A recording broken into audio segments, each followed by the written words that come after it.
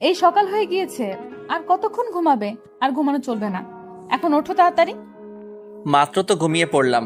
এখনই যদি ডিস্টার্ব করো তাহলে কেমনে কিভাবে হবে বলো?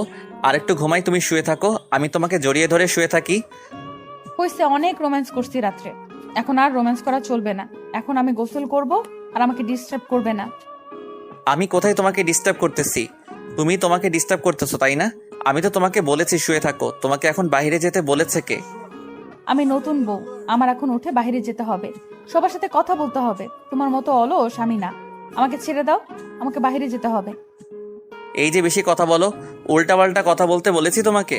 এখন আসো, আর একটু আদর করে দেই, তারপর দুজনে একসাথে গোসল করব। সেটাও তোমার মনের ভেতর রেখে দাও। এখন আমি তোমার সাথে কোনো কিছু করতেছি না, কারণ আমার প্রচুর গোসল করতেছে। আর এখন এসব কিছু হবে না, কেউ এসে পড়বে। সবাই জানে আমরা নতুন দম্পতি, গতকাল আমাদের বিয়ে হয়েছে, আর সকালে কেউ এসে ডিস্টার্ব করবে না, এটুকু কমন সেন্স আমার মাথায় আছে। তাই আমরা যা ইচ্ছা তাই করতে পারি। আমাদের কাছে রাত দিন বলতে কিছু নেই, শুধু রোমান্স হবে। আমাকে খাইতে হবে, আমার ক্ষুধা লাগছে। এত রোম্যান্স করলে পেটে ভাত যাবে না, কাজ করতে হবে তাই না? আর তুমি এভাবে শুয়ে না থেকে তাড়াতাড়ি উঠে পড়ো, না হলে কিন্তু তোমার মুখে পানি ঢেলে দিব। এত কথা বলতে পারো তুমি? আমার কানটা ঝালাপোড়া করে দিলে। আমার ঘুমটা নষ্ট হয়ে যাচ্ছে, তুমি শুয়ে থাকলে ডিস্টার্ব করি? কত শান্তিতে ঘুমিয়ে আছি তোমাকে জড়িয়ে ধরে, আর তুমি যত কথা বলতেছো এটা ঠিক না কিন্তু। কোনটা ঠিক কোনটা ব্যাঠিক সেটা আমি খুব ভালো করেই জানি, তাই এটা নিয়ে আমাকে জ্ঞান দিতে হবে না। এখন তুমি চুপচাপ উঠে পড়ো, আমাকে এখন বাইরে যেতে হবে, আমি গোসল করতে গেলাম। কথাটা বলে প্রিয়ন্তী যখন বিছানা ছেড়ে উঠে চলে যাবে বাথরুমে, তখনই প্রিয়ন্তীর হাতটা ধরে ওর বুকের মাঝে নিয়ে আসলো। প্রিয়ন্তী অনেক ভয় পেয়ে গিয়েছিল, পরে নিজেকে সামলে নিল। আর প্রিয় হঠাৎ করে প্রিয়ন্তীর ঠোঁটে তার ঠোঁট দুটো বসিয়ে দিল। প্রিয়ন্তীর বুঝতে পারতেছে না এখন সে কি করবে। তারা তো স্বামী স্ত্রী, তাদের মধ্যে সব কিছু জানার ইচ্ছে করতেছে এখন গোসল করতে, কিন্তু স্বামীর হক তো তাকে আদায় করতে হবে। তাই প্রিয়কে আর কোনো কথা বলল না, চুপচাপ হাত মুঠো করে দাঁড়িয়ে থাকলো আর স্বামীকে ভালোবাসা দিতে লাগলো। দুজন আবারও ভালোবাসার সাগরে ডুব দিল। সবকিছু শেষ করে প্রিয়ন্তীর বুকের ওপর শুয়ে পড়লো আর বৃহত্তর গ্রন্থির কপালে একটা চুমু এঁকে দিল। দুজনে মুচকি হাসি দিয়ে আন্দোলনের দিকে কিছুক্ষণ তাকিয়ে রইল। তারপর প্রিয়ন্তী উঠে দাঁড়িয়ে পড়ল। প্রিয় আর বিছানায় শুয়ে থাকলো না, উঠে দাঁড়িয়ে পড়ল। দুজনে একসাথে বাথরুমে চলে গেল। গোসল শেষ করে তারা দুজনে একসাথে বেরিয়ে আসলো। এখন তাড়াতাড়ি রেডি হয়ে বাইরে এসো, অতিথি আসবে, সবার সাথে একটু কথা বলবে, ভালো লাগবে। আর এভাবে রুমের ভেতর থাকলে তো চলবে না, আমি বাইরে গেলাম। এত বাহিরে গিয়ে কি করবে তুমি বুঝতে পারতেছি না। তোমাকে বাইরে যেতে বলেছি? তুমি সবসময় আমার চোখের সামনে থাকবে। আমি তোমাকে ভালোবাসি, তোমাকে চোখের আড়াল করতে চাই না আমি। কিন্তু আমাকে তো বাইরে যেতে হবে, আমি তো বাইরে দাঁড়িয়ে আছি, তাই না? আমি তো চলে যাচ্ছি না, তাই তো? তুমি চাইলেও আর আমার জীবন থেকে কখনো চলে যেতে পারবে না, কারণ আমি তোমাকে একদম আমার করে নিয়েছি। তুমি যতই চেষ্টা করো না কেন যাইতে পারবে না। তুমি আমার মায়ায় আসক্ত হয়ে গিয়েছো।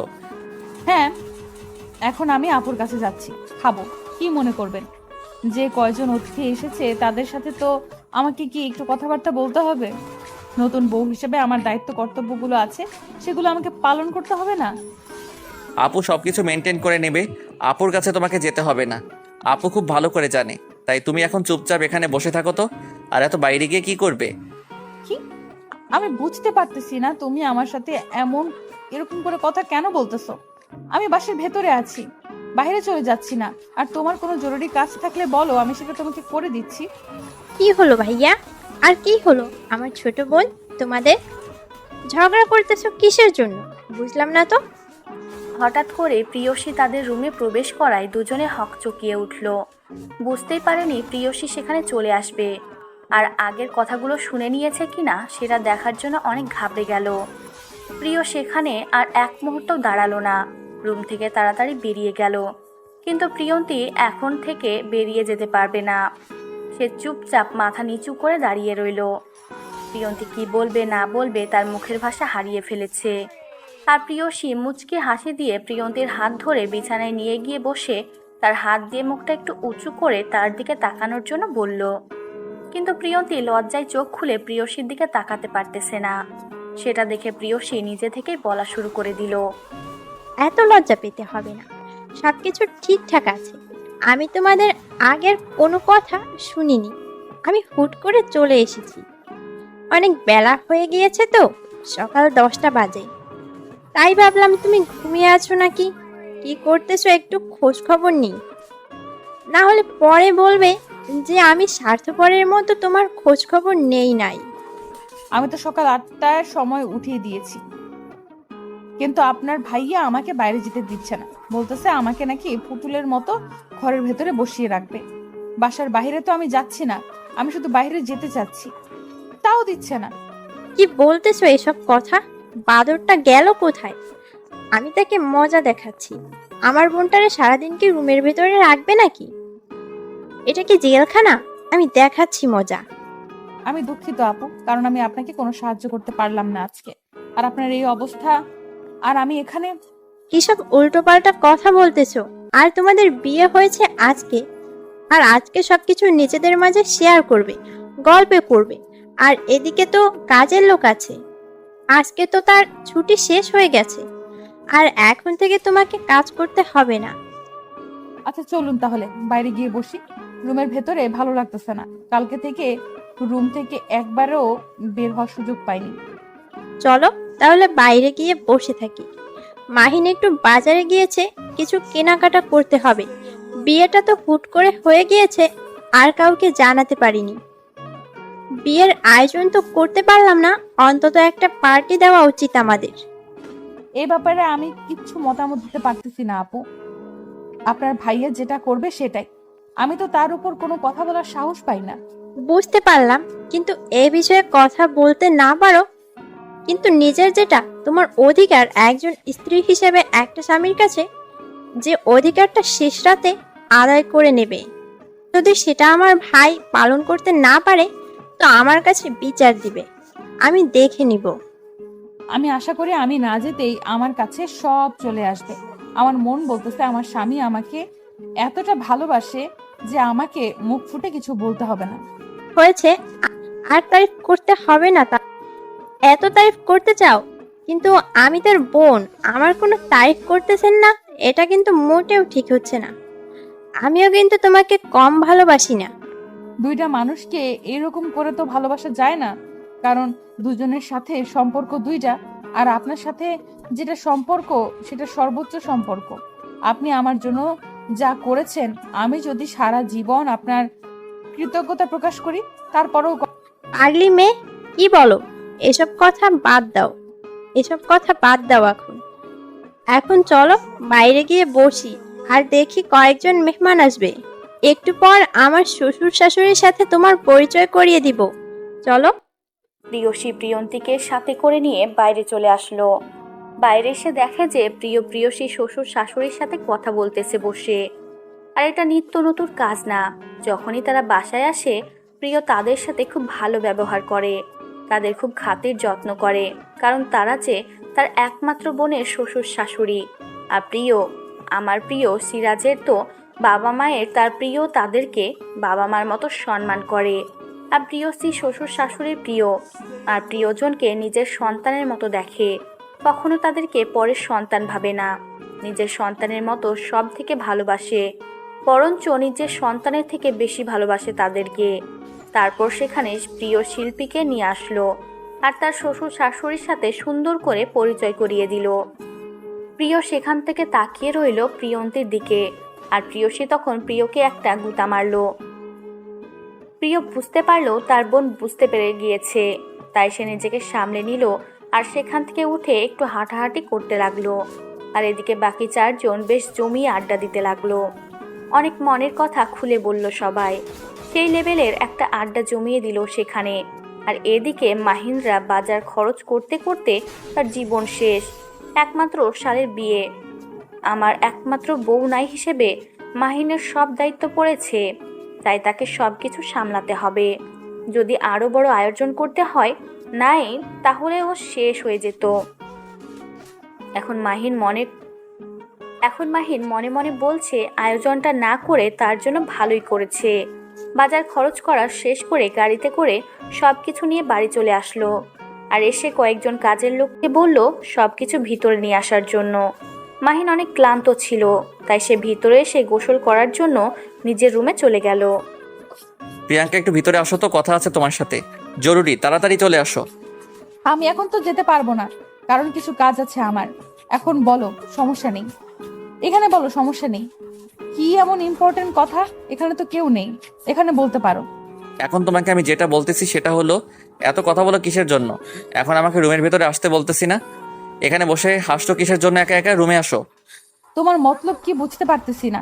এত দুষ্টু কেন তুমি? ভালো লাগতেছে না এখন আমার। বুঝতে পারো না কেন? অনেক ক্লান্ত আমি। এখন এখানে থাকতে দাও, সবার সাথে গল্প করে ভালো লাগবে। তাহলে চলো বাইরে নিয়ে গিয়ে তোমাকে ঘুরিয়ে নিয়ে আসি। রুমে আসো আর রেডি হও, তারপর আমরা বাইরে যাচ্ছি। সমস্যা নেই, তখন আরো ভালো লাগবে। তুমি কি পাগল হয়ে গিয়েছো? বুঝতে পারতেছি না। কিছুক্ষণ পর কয়েকটা মেহমান আসবে। আব্বু আমাকে এখন বললো আমাকে এখন কোথাও যাওয়া যাবে না, আমাকে এখানে থাকতে বলেছে আব্বু। আচ্ছা তাহলে তুমি রুমে আসো, আমি তোমার সাথে গল্প করব। আসো।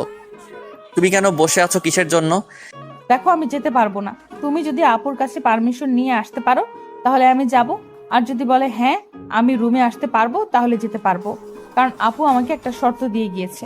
এখন কিন্তু মাথা গরম হয়ে যাবে। আপুর সাথে তোমার আবার কিসের লেনদেন শুরু হলো বুঝলাম না। আপু তোমাকে যেটা করতে বলবে সেটা করবে তুমি। আমার কথার কি কোনো মূল্য নেই? আমি শুধু বলেছি আপুকে জিজ্ঞেস করে আসেন, তাহলেই তো হয়, তাই না? আর আপু তো বাবা লোকনাথ না যে তোমাকে খেয়ে ফেলবে। তুমি শুধু জিজ্ঞেস করে আসো। দূর, তোমাকে কোথাও যেতে হবে না, থাকো তো এখানে পড়ে। আমার সাথে তোমাকে আসতে হবে না, আমি গেলাম একা। তুমি আর কখনো আসবে না। তুমি তোমার আপুর সাথে গিয়ে থাকো, আমার সাথে আসতে হবে না। রাগ করতেছো কেন? বুঝতে পারতেছি না। আর তুমি এইভাবে কথা বলতেছো কেন? তোমার দিন দিন সবকিছু পরিবর্তন হয়ে যাচ্ছে। আমি আগের মতোই ঠিক আছি, কিন্তু তুমি পরিবর্তন হয়ে যাচ্ছ। তোমাকে ডাকতেছে রুমের ভেতরে, কথা আছে। তুমি এখানে বসে থাকবে। তোমার যে কি কথা আছে সেটা তো আমি ভালো করেই জানি, আমি তো বুঝতে পারতেছি, কিন্তু এখন তো আমি প্রস্তুত না। আর বাসায় মেহমান আসবে একটু পর। এখন আমাদের এই অবস্থায় এরকম কাজ করা কি ঠিক হবে? তুমি কি মনে করো? আমি বলতেছি আমার কিছু জরুরি কথা আছে যেগুলো আমি তোমার সাথে শেয়ার করতে চাই। আর তুমি সবসময় ভাবো যে আমি তোমার সাথে রোমান্স করব। আরে আমার কি আক্কেল জ্ঞান কিছু নাই? তাহলে এখানে বলো, রুমের ভিতর কেন যেতে হবে? এখানে তো কেউ নেই, এখানে তো আমরা দুজন।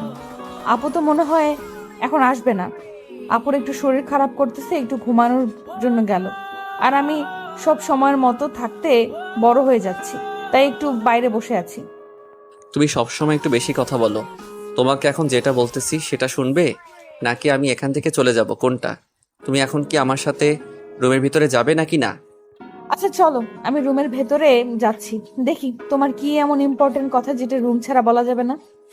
আমি বুঝতেছি না, তুমি আমার সাথে তর্ক করতেছো কিছু শোনার। আমি বা তোমার সাথে এত তর্ক করতেছি, কিন্তু একটা সিম্পল কথার জন্য তুমি খেপছো কিসের জন্য? সত্যি কথা বলতে আমার মাথা ব্যথা করতেছে। কালকে রাত থেকে আজকে দুপুর পর্যন্ত রুমে ছিলাম, বাইরে একবারও বের হইনি। আমার মাথাটা কেমন জানি ঝিম ধরেছে। আর তোমার যত অত্যাচার। আমি আবার কি করলাম? আমাদের তো ভবিষ্যৎ কিছু প্রজন্ম নিয়ে আসতে হবে, তাই না? তার জন্য তো একটু রোমান্স করতেই হবে। আর তুমি যদি সেটাকে অতিরিক্ত মনে করো, সেটা হবে। তুমি ভালো করেই জানো আমরা হসপিটাল থেকে এসেছি কিছুদিন হলো, আর আমি অল টাইম হসপিটালে থাকতাম। একটা গন্ধ আমার ভেতর রয়ে গিয়েছে, কেমন জানি একটা ভেতর গন্ধ অনুভব করি আমি। এই কথা তুমি আমাকে এখন বলতেছো, আগে বলতে পারোনি? তাহলে একটা মেডিসিন নিতাম। তাহলে একটা মেডিসিন দিতাম। একবার খাইলে আর এইরকম গন্ধ ভিতরে অনুভব হতো না। আমরা তো মাঝে মধ্যে খাই, কারণ আমাদের তো সবসময় থাকতে হয়, তার জন্য আমাদের খেতে হয়। আচ্ছা চলো তাহলে ভেতরে যাই, দেখি তুমি কি এমন ইম্পর্টেন্ট কথা বলো আমাকে। কিন্তু প্লিজ এখন আমাকে অত্যাচার করিও না। রোম্যান্স করো ঠিক আছে, একটা সময় আছে, বাট এখন না। আমি তার জন্য প্রস্তুত না। তুমি কি পাগল হয়েছো নাকি? আমারও তো একটা মন মানসিকতা আছে, তাই না? আর আমারও তো একটা এনার্জির ব্যাপার আছে। সব সময় কি রোজ করা যায় নাকি? আর আমি তোমাকে সারপ্রাইজ দেওয়ার জন্য রুমের ভেতরে ডাকতেছি, আর তুমি যেভাবে রিয়াক্ট করতেছো।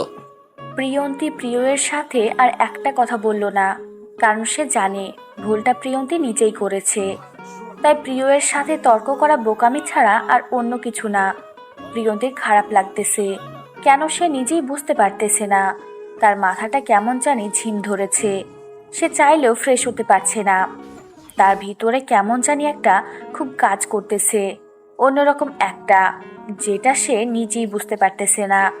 প্রিয়ন্তী যখন উঠে দাঁড়িয়ে পড়ল, প্রিয় তখন মুচকি হাসি দিয়ে প্রিয়ন্তীকে কোলে তুলে নিল। আর প্রিয়ন্তী এটার জন্য মোটেও প্রস্তুত ছিল না। প্রিয়ন্তী বারবার প্রিয়কে বলতে লাগলো যে তাকে যেন নামিয়ে দেয়, কিন্তু প্রিয় তার কথা না শুনে প্রিয়ন্তীকে কোলে করে নিয়ে রুমের ভেতর নিয়ে আসলো। তারপর রুমের ভিতরে নিয়ে গিয়ে রুমের ভেতর থেকে দরজা লাগিয়ে দিল। আর এদিকে প্রিয়ন্তী তো ভয়ে কাচুমাচু হয়ে বিছানার মাঝখানে বসে আছে। প্রিয় হাতে একটা কালো কাপড় নিয়ে সেটা দিয়ে প্রিয়ন্তীর চোখ দুটো বেঁধে দিল। প্রিয়ন্তী ভয়ে কিছু বলতে পারতেছে না, তার গলা শুকিয়ে গিয়েছে। শুধু বারবার বলতে চেয়েছে এসব কেন করতেছে, আমার সাথে খারাপ কিছু করিও না, এখন আমি প্রস্তুত না, আবল তাবল কথা বলতেছে। প্রিয় মুচকে হাসি দিয়ে প্রিয়ন্তীর চোখ কালো পট্টি দিয়ে বেঁধে দিল। তারপর প্রিয় বিছানা থেকে নেমে গিয়ে প্রিয়ন্তীর জন্য যে গিফটটা নিয়ে এসেছিল সেটা তার সামনে রেখে দিল। প্রিয় এসে প্রিয়ন্তীকে পিছন থেকে জড়িয়ে ধরল, তারপর নিজের ঠোঁট দুটো প্রিয়ন্তীর কোলে বসিয়ে দিল। প্রিয়ন্তীর মনের ভেতর শিহরণ বয়ে গেল, কিন্তু সে কোনো কথা বলল না। আর প্রিয় ধীরে ধীরে প্রিয়ন্তীর চোখের কালো পট্টিটা খুলে দিতে লাগলো। কিছুক্ষণ পর প্রিয় যখন কালো পট্টিটা খুলে দিল, প্রিয়ন্তী তখন চোখ খুলে সামনে একটা বক্স দেখতে পেল। এটা কি ব্যাপার? এটা কি ব্যাপার? এটা এখানে এনে রেখেছো কিসের জন্য? এর ভেতরে কি আছে? সেটা আমি কিভাবে বলবো? নিজেই খুলে দেখো, এটা তোমার জন্য সারপ্রাইজ। তোমার জিনিস, তুমি নিজে খুলে দেখবে। দেখো কি। দেখো, আমার সাথে মজা করবা না। আর কি উল্টাপাল্টা জিনিস রয়েছে আমার জন্য আমি ভালো করেই জানি। দুষ্টুমি করার জন্য নিশ্চয়ই কোনো উল্টাপাল্টা জিনিস তুমি আমার জন্য এনেছো। আর টাকা নষ্ট করার কি আছে? সবকিছু আছে আমার, তাই না? তুমি একদম আনরোমান্টিক একটা মেয়ে, বুঝতে পারছো? তোমার জন্য আমি এত কষ্ট করে জিনিসটা নিয়ে আসলাম, তুমি খুলে দেখে অবাক হয়ে কোথায় জড়িয়ে ধরে আমাকে একটু আদর করে দেবে সেটা না করে তুমি এখনই সংসার নিয়ে চিন্তা ভাবনা করতেছো, এটাই ঠিক? আচ্ছা, আমি খুলে দেখতে চাই। এইভাবে রাগ দেখাও কেন সব সময়? তোমার রাগ দেখলে সত্যি বলতে আমার কান্না আসে। আমি কন্ট্রোল করতে পারি না নিজেকে। তোমাকে আমার এতটা ভয় লাগে। প্লিজ আমাকে রাগ দেখাবে না তুমি। আমিও চাই না আমার প্রিয় মানুষটাকে রাগ দেখাতে, যেহেতু আমার বাবা মা কেউ নেই, আমার শুধু একটা বোন আছে, আর আমার দুলাভাইটাও অনেক ভালো মনের মানুষ। তুমি আমার একমাত্র আপন মানুষ, যাকে আমি বিশ্বাস করে আমার মনের ভিতরে যত লুকানো কথা আছে সব কিছুই বলতে পারবো। এখন তুমি সেই বিশ্বাসটা রাখবে আমার। দেখো, একটা কথা বলি তোমাকে। সেটা হচ্ছে যে আমি প্রথম থেকে তোমাকে পছন্দ করতাম না, কিন্তু একবার যেহেতু বিয়ে হয়ে গিয়েছে, আমি যেহেতু বাঙালি মেয়ে, সারা জীবন তোমার সাথে আমাকে থাকতেই হবে। আর আমি গরিব ঘরের একটা মেয়ে, তোমার মায়ায় শক্ত হয়ে গিয়েছি। আমি চাইলেও আর ফিরে যেতে পারবো না। আর একটা বিশ্বাস করতে পারো, আমার জীবন গেলেও আমি তোমার হাত ছেড়ে দেব না। তোমাকে কখনো ঠকাবো না, তোমার বিশ্বাসের মর্যাদা কখনো নষ্ট করব না। আমি আমার সবটুকু দিয়ে তোমাকে আগলে রাখবো, যতদিন এ দেহে প্রাণ আছে, যতদিন আমি নিঃশ্বাস নিতে পারবো। আমি শুধু তোমাকে ভালোবাসবো। এতদিন যেটা করেছি, অন্যায় করেছি, ভুল করেছি, আমি সে ভুলের পাপের প্রায়শ্চিত্ত করতে চাই। আমাকে অবিশ্বাস করতে হবে, তাহলেই না আমি আপনার বিশ্বাসের মর্যাদা রাখতে পারবো। যদি আপনি আমাকে বিশ্বাস না করেন, তাহলে আমি আপনার বিশ্বাসের মর্যাদা কেমনে রাখবো? আমি তোমাকে কথা দিচ্ছি, আমি তোমাকে কখনো অবিশ্বাস করব না, সব সময় বিশ্বাস করে যাব। কিন্তু তুমি সেই বিশ্বাসটা নিয়ে কখনো খেলা করবে না, কারণ আমি অনেক খারাপ ছিলাম। আমাকে ভালো হতে সাহায্য করো, তুমি আমার জীবন সঙ্গী হিসেবে। আমি আপনাকে কথা দিচ্ছি, আমি আপনাকে কখনো ছেড়ে যাব না, কখনো একা করে রেখে চলে যাব না। আমি আপনাতে আসক্ত হয়ে গিয়েছি। আপনার কাছেই আমি সারা জীবন থাকতে চাই। আপনার জন্য দরকার হলে আমি নিজের জীবনটাও দিতে প্রস্তুত। প্রিয় আর কোনো কথা না বলে প্রিয়ন্তীকে শক্ত করে জড়িয়ে ধরল। তারপর দুজনেই একটুও নিজেদের ভালোবাসা বহিঃপ্রকাশ করলো, একজন অন্যজনকে সুন্দর সুপ্ত আদর করে দিল। তারপর প্রিয় প্রিয়ন্তীকে ছেড়ে দিয়ে একটু সরে বসলো, আর প্রিয়ন্তীকে ইশারা করে বলল বক্সটা যেন খুলে দেখে। তারপর প্রিয়ন্তী বক্স খুলে দেখে, বক্সের ভিতর একটা ডায়মন্ডের নেকলেস। প্রিয়ন্তীর কাছে এটা একটা স্বপ্নের মতো মনে হচ্ছে, কারণ তার মতো একটা গরিব ঘরের মেয়েকে ডায়মন্ডের নেকলেস গিফট করছে। তার স্বামীর কাছ থেকে সেটা কখনোই কল্পনা করেনি সে। শুধু সবসময় কল্পনা করেছে যে কিভাবে পড়াশোনা করে ভালো রেজাল্ট করবে, তার নিজের ভিত্তি তৈরি করবে। কিন্তু যখন তার বাবা অসুস্থ হয় তখন তার সব স্বপ্ন ধূলিসাৎ হয়ে যায়। তারপর তার জীবনটা একদম গ্রামের কালচার মতো করে সাজিয়ে নেয়। প্রিয়ন্তী অবাক হয়ে ডায়মন্ডের নেকলেসের দিকে তাকিয়ে রইল। আর প্রিয় সেটা বুঝতে পারল যে এটার জন্য মোটেও প্রস্তুত ছিল না প্রিয়ন্তী। তারপর ডায়মন্ড নেকলেসটা প্রিয় হাতে তুলে নিল, তারপর নিয়ে আর সে তার ভালোবাসার মানুষটিকে পরিয়ে দিল। আর তখন প্রিয়ন্তীর মনের ভিতর থেকে একটা আনন্দ, কি একটা খুশির, কি একটা উল্লাস কাজ করতেছে সেটা একটা মেয়ে বুঝতে পারবে। এটা কোনো ছেলে বা অন্য কেউ বুঝতে পারবে না। একটা মেয়ে যখন তার ভালোবাসার মানুষের কাছ থেকে কোনো গিফট, আর সেই গিফটটা যখন ভালোবাসার মানুষ নিজেই পরিয়ে দেয়, তখন তার মনের ভিতরে একটা কি ফিলিংস কাজ করে সেটা একটা মেয়েই শুধু বুঝতে পারবে। তারপর প্রিয়ন্তী খুশির কারণে কান্না করে দিল। তার চোখ বেয়ে নোনা জল গড়িয়ে পড়ল। সেটা সুন্দর করে মুছে দিল প্রিয়। তারপর আবার তাকে বুকে টেনে নিল, কপালে একটা ভালোবাসার পরশ এঁকে দিল সুন্দর করে।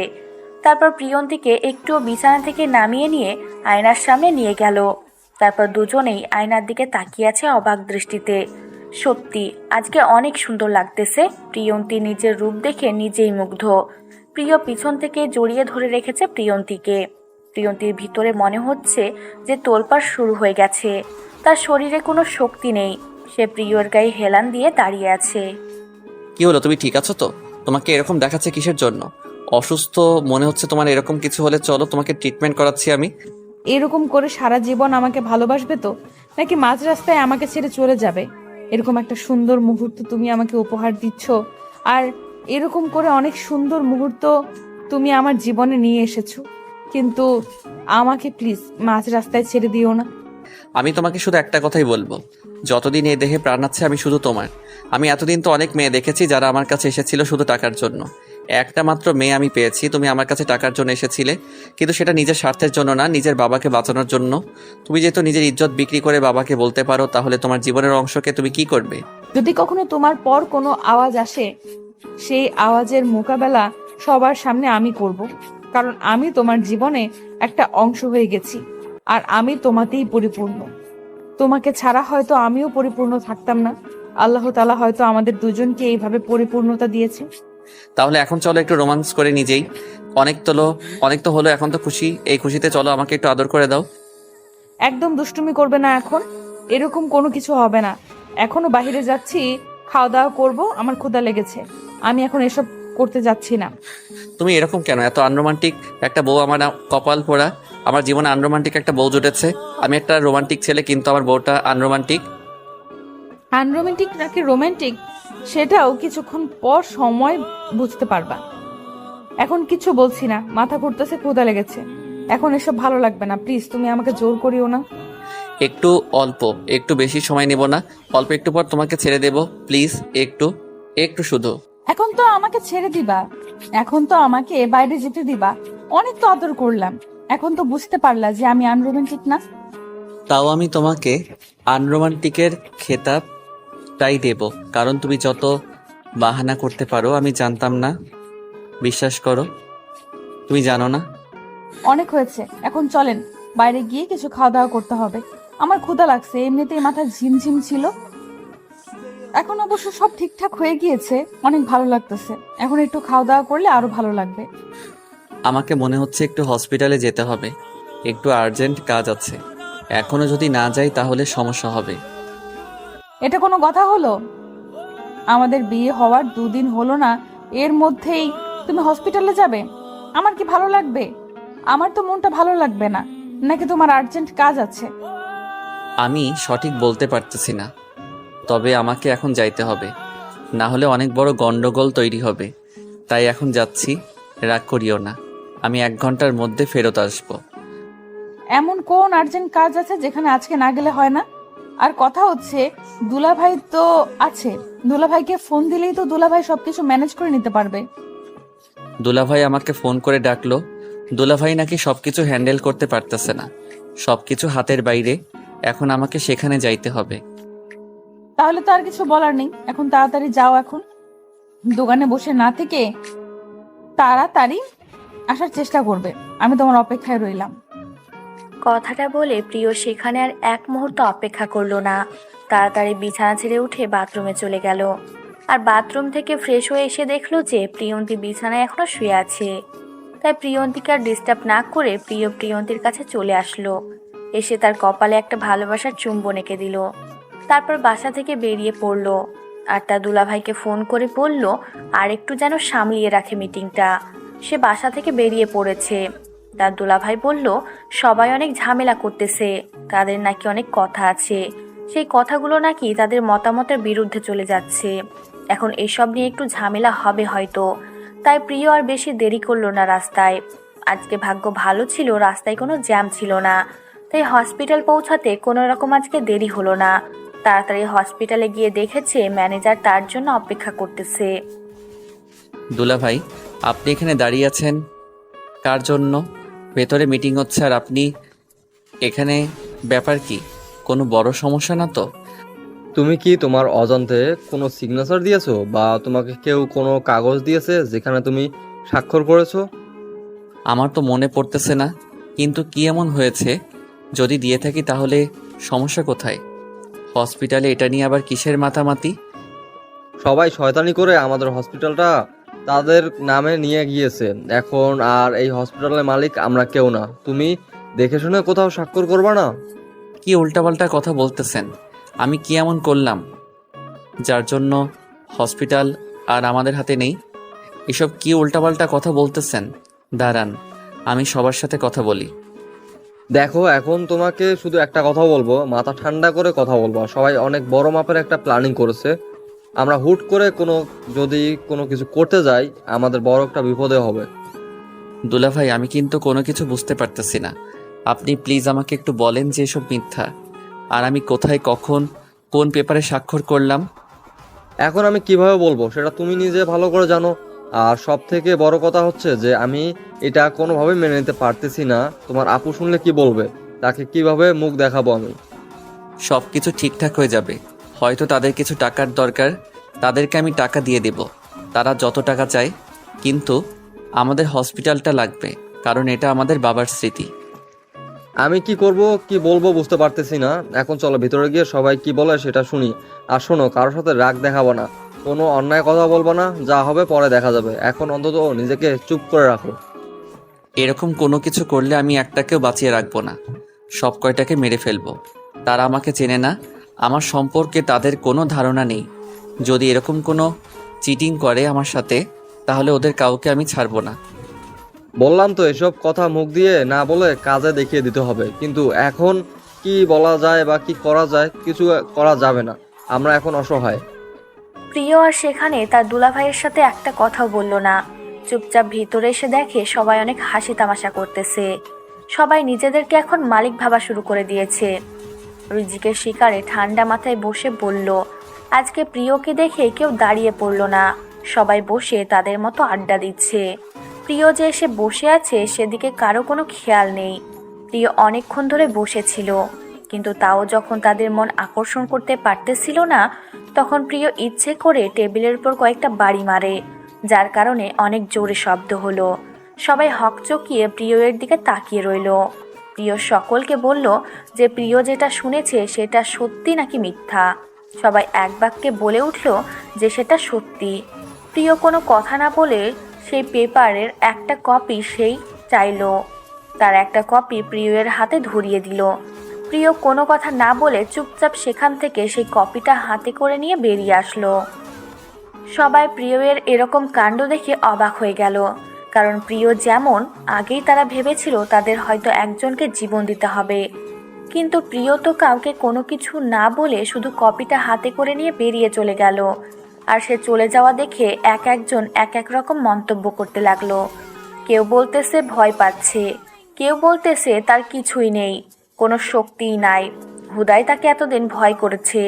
কিন্তু কেউ কেউ মনে মনে ভাবতেছে এভাবে চলে যাওয়ার মানে অনেক কিছুই হতে পারে। কেউ কেউ অনেক মজা মাস্তি করতেছে। আর দুই একজন যারা প্রিয়ের সম্পর্কে অল্প কিছু জানেন, যে প্রিয় ছেলেটা কেমন, তার তিলা কেমন ছিল, তাদের বস তাদেরকে বলে গিয়েছিল। তারা একটু ভয়ে কাঁপাকাঁপি করতেছে। আর বাকিরা তো কিছুই জানে না। তারা হসপিটালের মালিক হতে পেরে অনেক খুশি তারা। এটা জানে না তারা নিজের অজান্তে কত বড় বিপদ ডেকে নিয়েছে। প্রিয় তার দুলাভাইকে সঙ্গে করে নিয়ে বাসায় চলে আসলো। হসপিটালের দিকে কিছুক্ষণ তাকিয়েছিল, তারপর দুজনেই বাসায় চলে আসলো। তাদেরকে এরকমভাবে একসাথে বাসায় আসতে দেখে প্রিয়সী চুপ থাকতে পারলো না। কি হলো তোমরা দুজনে একসাথে আর এই সময় বাসায় যে? আজকে কি কোনো পেশেন্ট বা কোনো কাজ নেই হসপিটালে? প্রতিদিন তো অনেক কাজ করি হসপিটালে, ভাবলাম যে আজকে বাসার সবাইকে নিয়ে একটু ঘুরে আড্ডা দেবো, আর তার জন্যই তাড়াতাড়ি চলে আসলাম। নাকি সেটা সহ্য হয় না তোমার? তুমি এই কথা বলতেছো সেটা আমাকে বিশ্বাস করতে হবে? তুমি তো একটু বলবা যে আমাকে হসপিটালে যেতে হবে, আর তুমি এখন এসেছো আমাকে উল্টোপাল্টা বোঝাইতে, তাই না? আরে এমন ভাবে বলতেছো কিসের জন্য? বিশ্বাস করো আমি কোথাও যাচ্ছি না। আজকে আমরা সবাই একসাথে আড্ডা দেবো, আর তুমি চুপচাপ গিয়ে এখন বসে পড়ো, আর এক কাপ কফি বানিয়ে দিতে পারলে খুব ভালো হয়। প্রিয় কোথায়? তাকে তো দেখতেছি না। এসে দাঁড়ালো, তারপর হঠাৎ করে কোথায় চলে গেল? এখন কি হয়েছে? তার মুখের দিকে তাকালাম, কেমন জানি মলিন লাগতেছে। তেমন কিছু না, একটু শরীর অসুস্থ করেছে তাই রুমের ভেতর চলে গিয়েছে। আমাকে বলেছে এখন যেন তাকে আমাদের কেউ ডিস্টার্ব না করি, সেটাও বলে দিয়েছে। এখন চলো রুমে যাচ্ছি, আর তোমাকে এই অবস্থায় সবসময় বাইরে থাকা যাবে না। আচ্ছা চলো তাহলে, এখানে আর ভালো লাগছে না। আর আজকে যেহেতু তুমি আর হসপিটালে যাবে না, আমাকে কিছুক্ষণ সময় দাও, আমার অনেক ভালো লাগবে। তারপর প্রিয়সী এবং মাহিন দুজনেই তাদের রুমের ভেতর চলে গেল। আর এদিকে প্রিয় যখন রুমের ভেতর প্রবেশ করলো, প্রিয়ন্তী রুমে বসেছিল, রুমের টুকটাক কাজ করতেছিল। হঠাৎ করে প্রিয় রুমে প্রবেশ করবে সে কল্পনাও করতে পারেনি। এত তাড়াতাড়ি চলে আসবে প্রিয়ন্তী কোনো কথা না বলে প্রিয়ের সামনে দাঁড়িয়ে পড়ল এবং প্রিয়ের হাত দুটো নিজের হাতের মুষ্টিবদ্ধ করে নিল। তারপর প্রিয়ন্তী তার মাথাটা প্রিয়ের বুকে রাখলো। আর তখন প্রিয়ন্তীর কেমন যেন নিস্তেজ হয়ে যাচ্ছিল, তাই এসে নিজেকে ধরে রাখতে না পেরে প্রিয়ের শরীরে নিজের শরীরটা এলিয়ে দিল। আর হঠাৎ করে প্রিয়ন্তীর এরকম কাজ দেখে প্রিয় অনেকটাই ভয় পেয়ে গেছে। কি থেকে কি হয়ে গেল এটা? উল্টাপাল্টা চিন্তা মাথায় চলে আসলো। প্রিয় অনেক টেনশন করতেছে। তারপর যখন প্রিয় প্রিয়ন্তীকে কোলে তুলে নিল, তখন প্রিয়ন্তী তার 32টা দাঁত বের করে হাসি দিল। প্রিয় তখনও বুঝতে পারতেছে না যে প্রিয়ন্তী তার সাথে মজা করতেছিল। তখন প্রিয় কলিজায় দম ফিরে আসলো। পাগল নাকি তুমি এরকম করলে? জানো আমি কতটা ভয় পেয়ে গিয়েছি, আর এখন তুমি হাসতেছো? আমি ভালো করে জানি আমাকে ছাড়া তুমি হসপিটালে গিয়ে এক মুহূর্তও থাকতে পারবে না, তাই অযথা বাহানা দেখিয়ে গেলে বা কিসের জন্য এত তাড়াতাড়ি চলে আসলে, কিসের জন্য?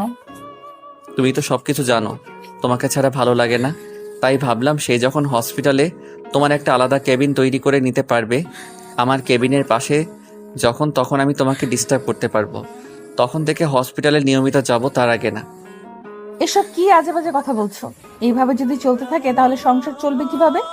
এখন তো শুধু আমরা দুজন, কিছুদিন পর তো আমরা 3 জন 4 জন এরকম হয়ে যাব। ভাইয়া আমাদের জন্য কত করবে শুনি?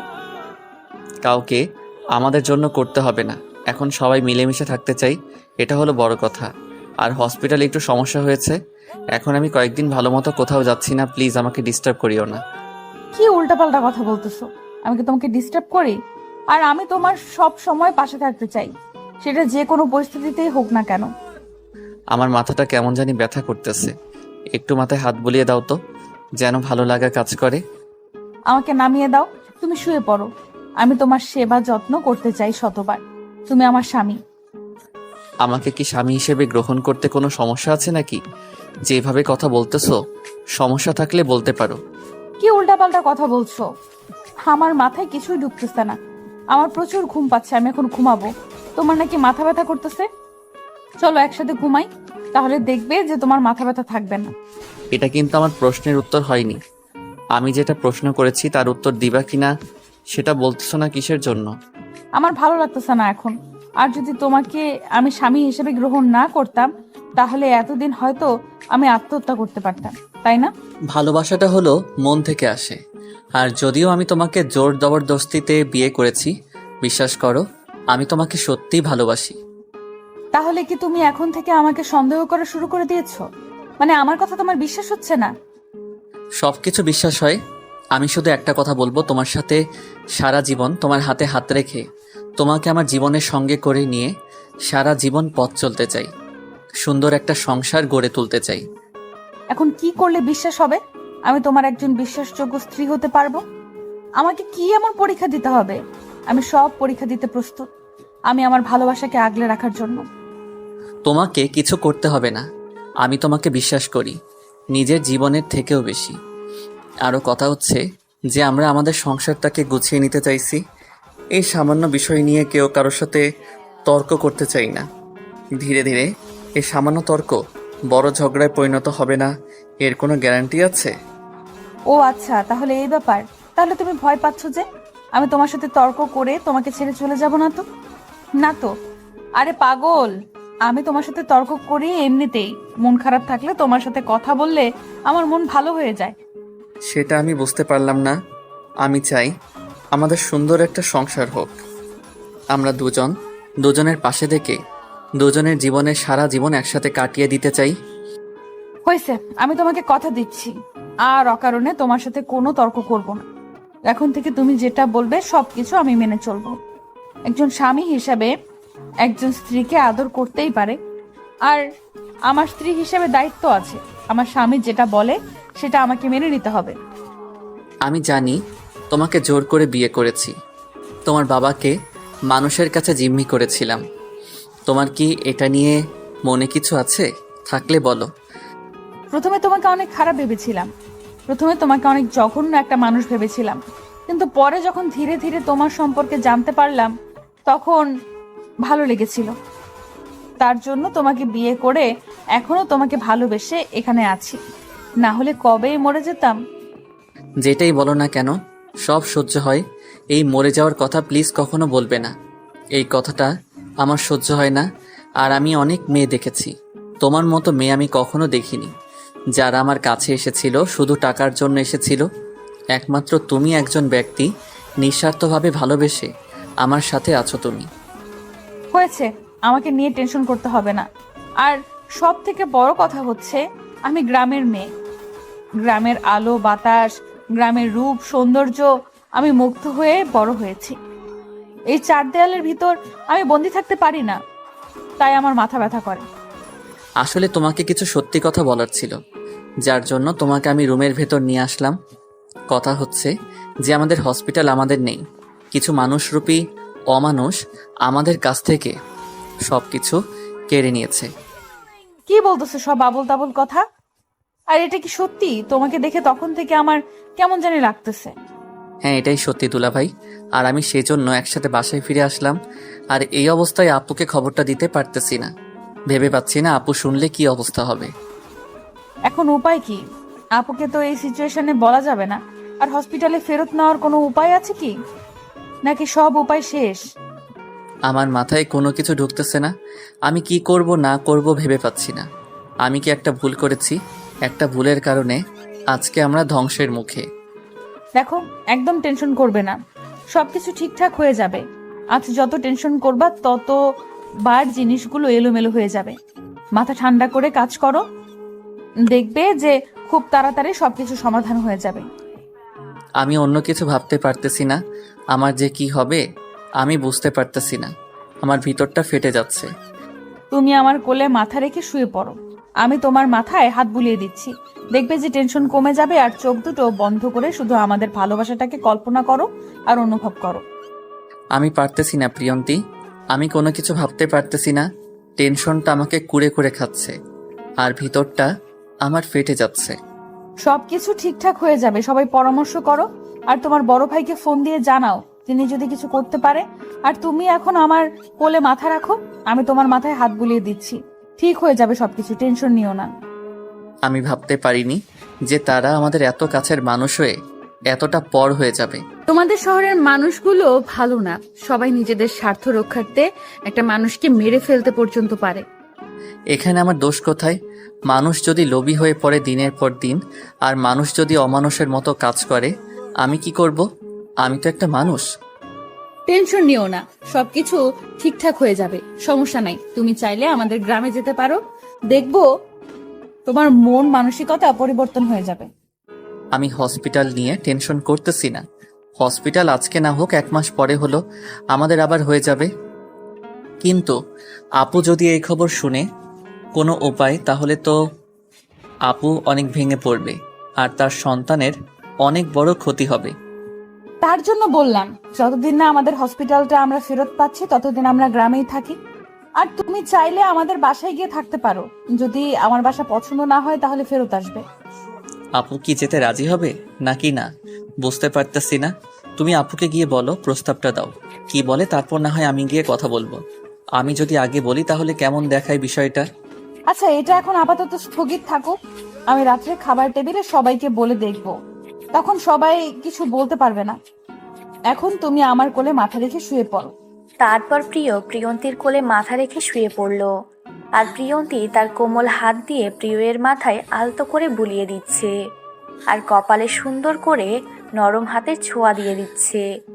প্রিয় টেনশন থেকে মুক্ত হতে যাচ্ছে, কিন্তু পারতেছে না। এক নিমিষের মাঝে করা একটা ভুলের কারণে এত বড় একটা দুর্ঘটনা ঘটে গেল তার জীবনে। প্রিয়ন্তী চুপচাপ প্রিয়ের সুন্দর সেবা যত্ন করতে লাগলো। একসময় প্রিয়ের ঘুম চলে আসলো কখন যে সে ঘুমিয়ে পড়েছে নিজেও জানে না। এদিকে প্রিয়ন্তী সুন্দরভাবে তার স্বামীর সেবা যত্ন করতেছে। প্রিয়ন্তী একটু পর বুঝতে পারল যে প্রিয় এখন ঘুমিয়ে গিয়েছে, কিন্তু প্রিয়ন্তী সেখান থেকে আর উঠে যেতে পারল না। একটা দায়িত্ববোধ আছে, আর এখন যদি একটু নড়চড় করে তাহলে প্রিয় একরকম ভেঙে যাবে, আবার টেনশন করবে। তাই প্রিয়ন্তী সেখানেই বসে রইল। হঠাৎ করে দরজা খোলার শব্দে দরজার দিকে তাকিয়ে দেখে প্রিয়সী তাদের রুমে প্রবেশ করতেছে। তারপর প্রিয়সী এসে প্রিয়ন্তীর পাশে বসে পড়ল, আর প্রিয়ের দিকে কিছুক্ষণ তাকিয়ে রইল। তার ভাইয়ের কি অবস্থা হয়েছে, দিন দিন অনেক টেনশন বেড়ে যাচ্ছে, বুঝতে পারতেছে না তার স্বামী মাহিন এবং তার ভাই নিয়মের কি হাল হয়ে গেছে। দুদিন হসপিটালে কি এমন চাপ পড়ে গিয়েছে তাদের দুজনের দিকে তাকানো যাচ্ছে না। প্রিয়সীও একটু টেনশন করতেছে, হসপিটালে কোনো অঘটন ঘটে গেল না তো। আবার বেশি ভাবতে গেল না সে, যদি কোনো কিছু হয়ে যেত তাহলে তার স্বামী মাহিন সঙ্গে সঙ্গে প্রিয়সীকে জানিয়ে দিত। প্রিয়সী প্রিয়ের কাছে এসেছে একটু গল্প করতে। কতদিন ধরে তার ভাইয়ের সাথে মনের কথাগুলো খুলে বলে না। আগে প্রায় প্রতি সপ্তাহ তারা দুই ভাই বোনে একসাথে বসে আড্ডা দিত, কিন্তু এখন 1 মাস যাবৎ একটু আড্ডা দেওয়ার সময় হয় না ব্যস্ততার কারণে।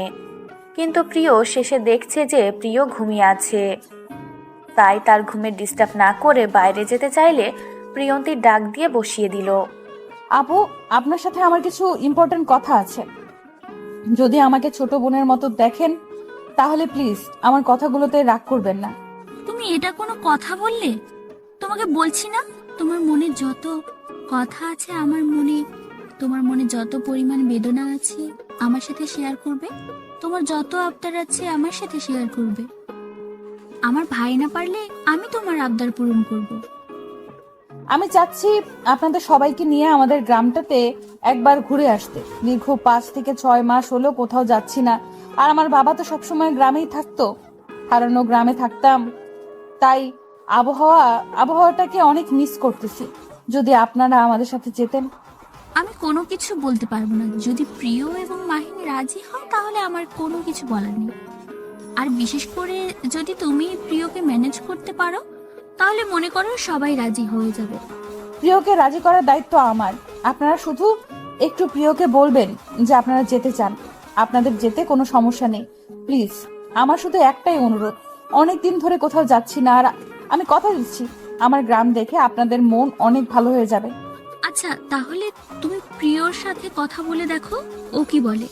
আমি না হয় বলবো যে আমার যেতে কোনো সমস্যা নেই, আর আমি মাহিনকে না হয় ম্যানেজ করে নিতে পারবো।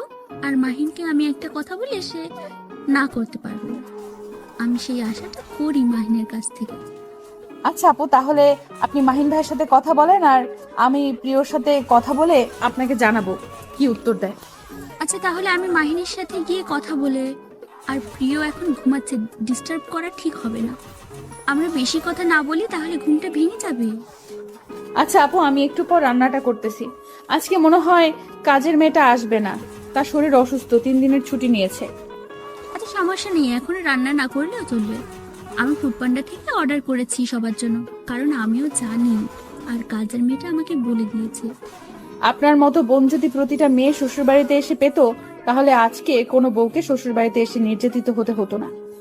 পাগলি বোন কোথাকার, সবার মন মানসিকতা কি এক হয়? দেখো, আমি আমার মন মানসিকতা নিয়ে চলি, আর এই মন মানসিকতা তোমার পছন্দ হয়েছে। অনেক মানুষ বিভিন্ন ধরনের হয়। কিন্তু আপনার মতো মানুষ হয় না, কারণ আপনি আমাকে এত সুন্দরভাবে মেনে নিয়েছেন। আমি গরিব ঘরের একটা মেয়ে, আমাকে বুঝতেই দেন না যে আমার ফ্যামিলি কতটা গরিব। আর কোনোদিন যদি আমার মুখের সামনে এসব কথা বলেছো, তাহলে কিন্তু তোমার অবস্থা খারাপ করে দিব বলে দিচ্ছি। আর এসব বকবক শোনার সময় আমার কাছে নেই, আমি গেলাম। কথাটা বলে প্রিয়সী সেখান থেকে চলে গেল। আর প্রিয়সী চলে যাওয়ার কিছুক্ষণ পরে প্রিয়ের ঘুমটা ভেঙে গেল। আর চোখ দুটো মিটমিট করে খুলে প্রিয়ন্তীর দিকে মিষ্টি চাহনিতে তাকিয়ে রইল। আর দুজন দুজনের চোখেরই দিকে এক দৃষ্টিতে তাকিয়ে রইল। তারপর প্রিয় ইশারা করে প্রিয়ন্তীকে কাছে রাখলো। কাছে আসতে প্রিয় তার ঠোঁট দুটো দিয়ে প্রিয়ন্তীর কপালে আলতো স্পর্শ করে দিল। মুহূর্তের মাঝে প্রিয়ন্তীর গায়ে শিহরণ বয়ে গেল। প্রিয়ন্তীর মনে হচ্ছে এটাই ভালোবাসা, আর এই শিহরণটা সে সারা জীবন চায়। এই যে ভালোবাসার শিহরণ, এই শিহরণ কেউ কখনো ব্যাখ্যা করতে পারবে না। এটা শুধু কল্পনাতেই অনুভব করা যায়। এটার ব্যাখ্যা কোনো ভালোবাসার মানুষ দিতে পারবে না। এই শিহরণটা শুধু অনুভব করার মতো। তারপর প্রিয়ন্তী প্রিয়ের কপালে একটা ভালোবাসার পরশ চুম্বন এঁকে দিল। তারপর প্রিয় উঠে বসে পড়ল এবং প্রিয়ন্তীকে তার বুকে টেনে নিল। এখন কেমন লাগতেছে তোমার? মাথা ব্যথা কমেছে নাকি এখনো আছে? এখন ঠিক আছে। এখন মাথাটা কেমন জানি ঝিম ধরেছে। একটু গোসল করবো। আর তুমি এখানে বসেছিলে এতক্ষণ? বসেছিলাম কোথায়, তোমাকে দেখতেছিলাম। জানো, তুমি ঘুমালে না অনেক সুন্দর লাগে। আর তোমার রাগান্বিত চেহারাটা একদম পরিবর্তন হয়, মিষ্টি একটা চেহারায় রূপান্তরিত হয়ে যায়। হইছে তোমার চাপাবাজি করা। এখন যাও, গিয়ে আমার জন্য একটা কফি বানিয়ে নিয়ে আসো। আমি গোসল করে নেই, না হলে মাথাটা কেমন জানি করবে। আচ্ছা, আর আপুকে আমি মেসেজ করে নিয়েছি। আপু এসেছিল আমাদের রুমে। আমি তখন আমাদের গ্রামে যাওয়ার কথা বলেছিলাম। তাহলে তো ভালোই হয়েছে। আপু কি ডিসিশন দিয়েছে, যাবে নাকি যাবে না? আপুর এই অবস্থায় না চাইতেও পারে। তাও তোমাকে কি বলেছে? আপু বলেছে তার কোনো সমস্যা নেই যদি তোমার কোনো সমস্যা না থাকে। আর আপুর এই অবস্থায় একটু ঘোরাঘুরি করলে অনেক ভালো লাগবে। অনেক খারাপ মুহূর্তগুলো ভালো মুহূর্তে পরিবর্তন হয়ে যাবে। তাহলে তো ভালোই হয়েছে। আপু যেহেতু রাজি আছে, তাহলে আপুকে নিয়ে তোমরা আগে চলে যাও। আঙ্কেল সহ আমি আর দোলা ভাই হসপিটালে দেখি কতদূর কি করতে পারি। আমরা আগামীকাল আসবো।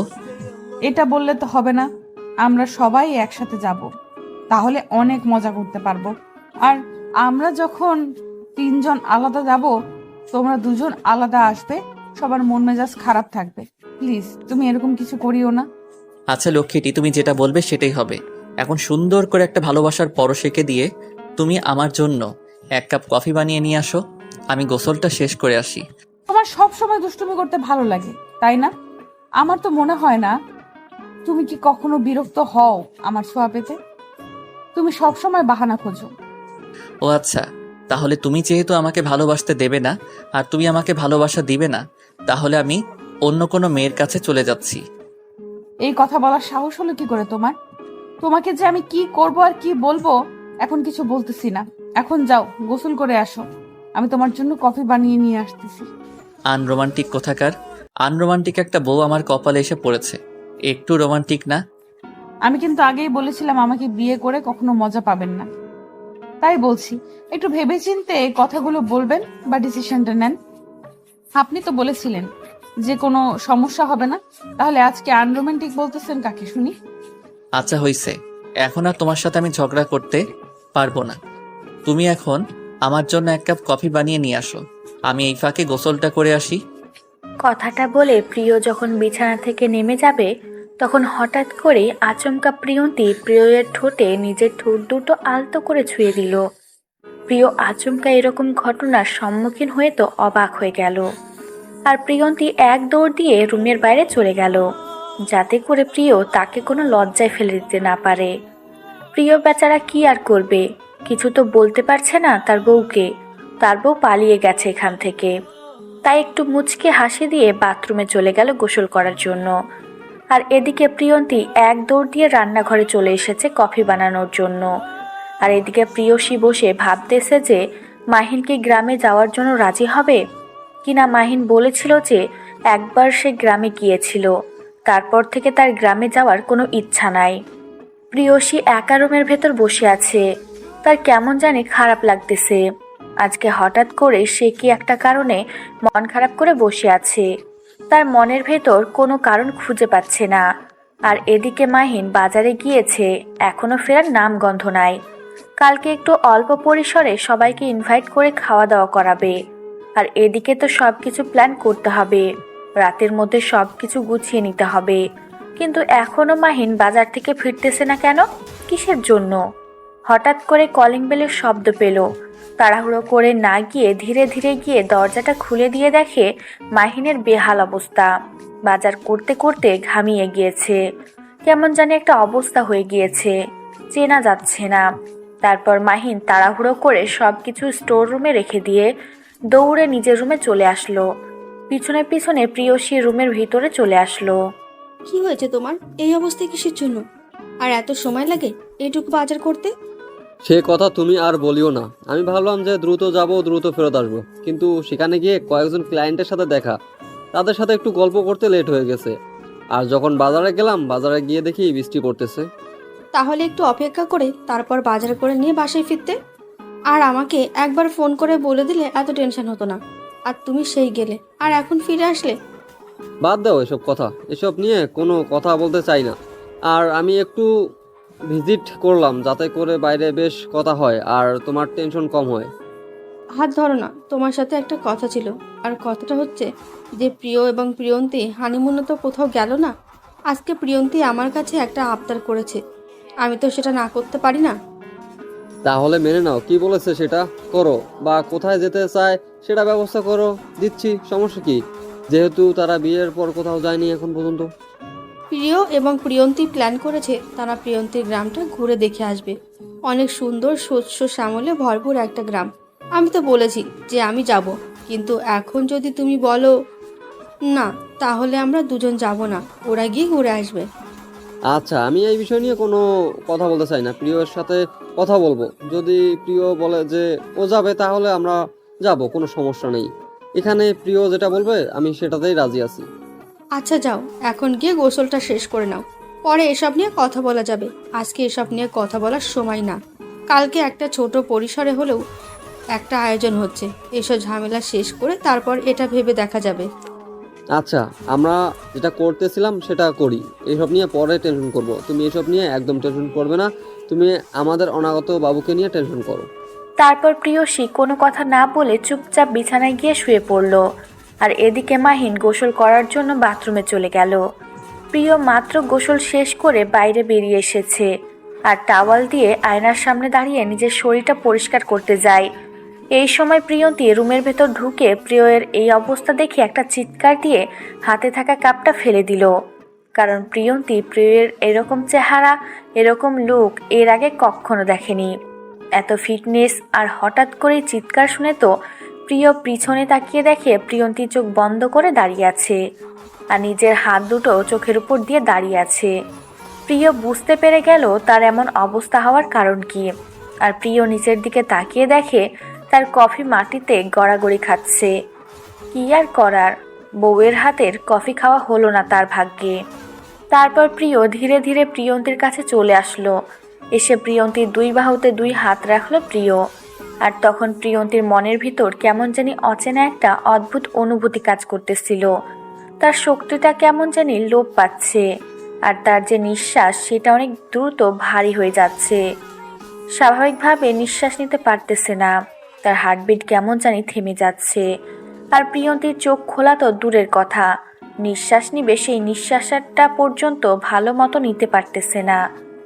আর প্রিয়ের নিঃশ্বাস তার মুখের উপর পড়তেছে। কেমন জানি একটা অদ্ভুত অনুভূতি কাজ করতেছে প্রিয়ন্তীর মনের ভেতর। আর প্রিয়ন্তীর ইচ্ছে করতেছে এখান থেকে দূরে কোথাও চলে যেতে একটা দৌড় দিয়ে, কিন্তু কোনো এক অজানা বাধায় সে আবদ্ধ হয়ে সেখানেই দাঁড়িয়ে আছে। চাইলেও সে সেখান থেকে এক পা কোথাও যেতে পারতেছে না। প্রিয়ন্তী শেষ পর্যন্ত নিজেকে ধরে রাখতে পারল না, গাটা এলিয়ে দিল প্রিয়ের বুকে। কি হলো, তুমি ঠিক আছো তো? এই প্রিয়ন্তী, এই মায়াবতী, কি হলো? আমি নিঃশ্বাস নিতে পারতেছি না, আমার হার্টবিট কাজ করতেছে না। আমি চোখ খুলে তোমাকে দেখতে পারতেছি না। এটা কি হয় আমার সাথে? আরে পাগলি, এটা কোনো ব্যাপার না, সব ঠিক হয়ে যাবে। তুমি তাকাও আমার দিকে, দেখো, সাহস করো, আর আমার দিকে সুন্দর করে তাকাও, সব ঠিক হয়ে যাবে। আমি পারতেছি না, আমার কেমন যেন দম বন্ধ হয়ে যাচ্ছে, আমার হার্টবিট ঠিক মতো চলতেছে না। তোমাকে দেখে আমার এরকম কেন হয় বলো প্লিজ। তোমার প্রতিটা স্পর্শে আমার মনের ভেতর শিহরণ বয়ে যায়। আরে বাকি সবকিছু ঠিকঠাক হয়ে যাবে। তুমি এখন আমার কফি কোথায়? কি করলে?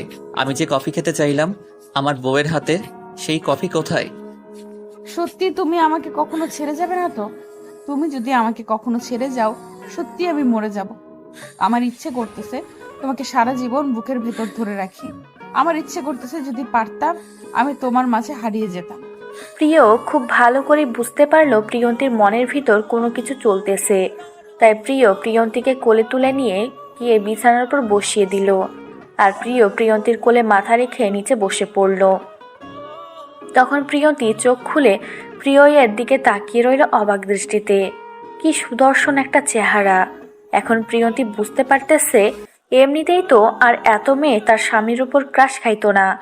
এখন সে খুব ভালোভাবে বুঝতে পারতেছে যে কোনো মেয়ে তার স্বামীকে দেখলে দুর্বল হয়ে যাবে, এটাই স্বাভাবিক। কিন্তু এই ছেলেটা আজকে তার স্বামী, আর এই ছেলেটা নাকি তাকে পাগলের মতো ভালোবাসে।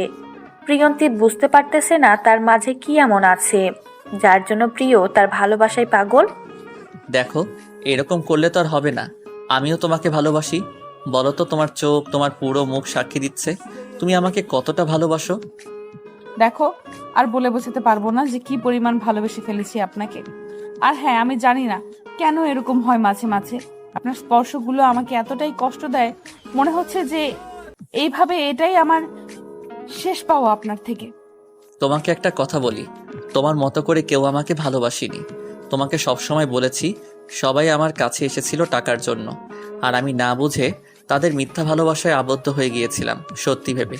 কিন্তু সত্যিকারের ভালোবাসাটা আজকে আমি বুঝতে পারতেছি। আচ্ছা, এখন আমি আপনার জন্য আরেকটা কফি বানিয়ে নিয়ে আসি।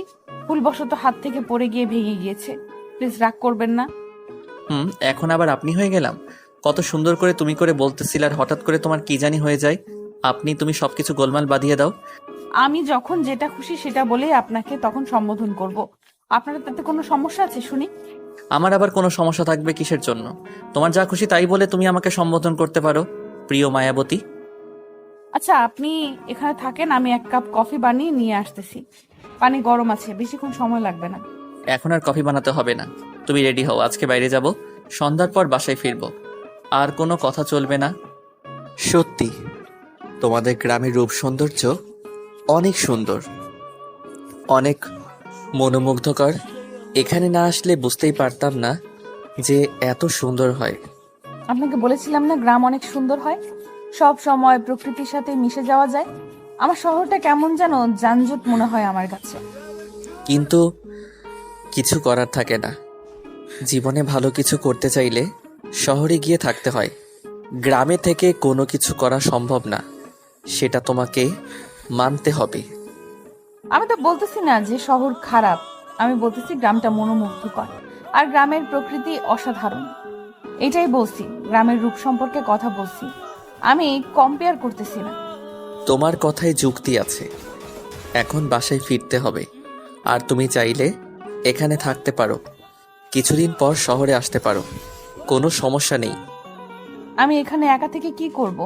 সবাই শহরে চলে যাবে, আমি এখানে একা থাকতে পারবো? আর কয়েকদিন ঘুরলাম, সবার সাথে বের হলাম, দেখা করলাম, কারোর সাথে তো দেখা করার নেই, তাহলে এখানে থেকে কি করব? এ তো তোমার জন্মস্থান, তোমার একটা জন্মভূমি। তুমি এখানে কিছুদিন থাকলে তোমার ভালো লাগবে, কারণ শহরটা যেহেতু তোমার কাছে যানজট মনে হয়, তোমার মন জুড়িয়ে তুমি শহরে আসিও। আমাকে এভাবে বলতেছো? বুঝতে পারতেছি না। এখন বলতেছো যে আমার যেটা করার ইচ্ছা সেটাই করতে পারবো, বাট তুমি আমাকে জোর করে নিয়ে যাওয়ার চেষ্টাই করতেছো না, ব্যাপার কি? এখন আমি বুঝতে পারতেছি তুমি এই কথাটার উল্টো মানে বের করে ফেলছো। আমি আর কখনো এমন কথা বলবো না, মাফ করে দাও। তাও রাগ করিও না। এখন চলো, চলে যাই, সবাই গাড়িতে আমার জন্য অপেক্ষা করতেছে। কথাটা যেন মাথায় থাকে।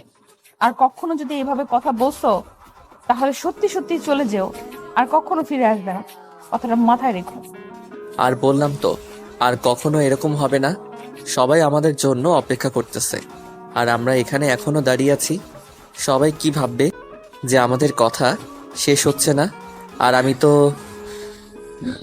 বাড়িতে গিয়ে কথা বলতে পারবো।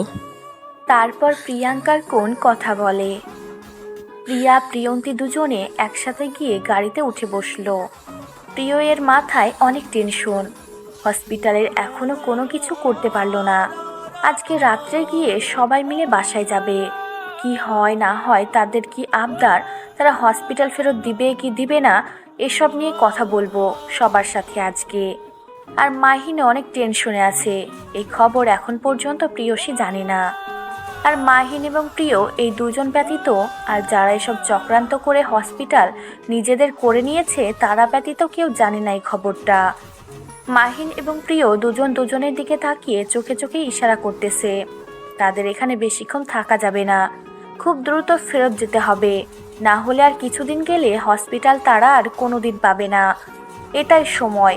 তারা শহরে পৌঁছে গেল এবং প্রিয় প্রিয়ন্তী এবং সবাই একসাথে বাসায় এসে পৌঁছে গেল। সবাই বাসায় এসে যার যার রুমে চলে গেল। তোমাকে আমি বেশ কিছুদিন ধরে লক্ষ্য করতেছি, অনেক টেনশনে থাকো। মনে হয় তোমার চোখ দেখলে বুঝতে পারি তুমি কেমন জানি চুপ হয়ে যাচ্ছ। টেনশন করতে করতে কি হয়েছে আমাকে বলো তো। সেদিন তোমাকে বললাম হসপিটালটা আমাদের সবার কাছ থেকে দূরে চলে যাচ্ছে, দিন দিন হাতের নাগালে আনতে পারতেছি না। আচ্ছা, এটা নিয়ে এত টেনশনে আছো তুমি? একটা কাজ করো, তুমি পুলিশের কাছে যাও আর তাদেরকে সবকিছু খুলে বলো। তোমার ডকুমেন্টস যেগুলো আছে সেগুলো দেখাও। এসব করতে গেলে আপু সবকিছু জেনে যাবে আর টেনশন করে সব কিছু শেষ করে ফেলবে। নিজের অস্তিত্ব বলে কিছু থাকবে না, তাই আমি এটা আপুকে জানাতে চাচ্ছি না। আচ্ছা, তাহলে তোমার যেটা ভালো মনে হয় সেটা করো। আমি বলবো না তুমি এইটা করো ওইটা করো, কারণ আমি এই সম্পর্কে কিছু জানি না। শহরের মানুষেরা আমার জানা মতে অনেক খারাপ হয়। তুমি দেখে শুনে কাজ করো, কারো যেন কোনো ক্ষতি না হয়, তাহলে আমি বেঁচে থাকতে পারবো না, তাতে পুরো পরিবার শেষ। আমাকে নিয়ে টেনশন করো না, সব কিছু ঠিক হয়ে যাবে। আর আমি একসাথে যাচ্ছি না, দুলাভাই সহ যাচ্ছি। আর আজকে রাতে বাসায় যদি না ফিরি তো বলবা যে আমরা হসপিটালের ব্যস্ততায় আজকে বাসায় ফিরতে পারবো না। তোমাকে ফোন করে জানিয়ে দিয়েছি। আমিও যাব তোমার সাথে, আমি তোমাকে একা ছেড়ে দিতে পারি না। আর তুমি আজকে বাসায় ফিরবে না। কিসের জন্য? এত ইম্পর্টেন্ট কাজ আছে যে রাত্রে করতে হবে, দিনে করা যাবে না?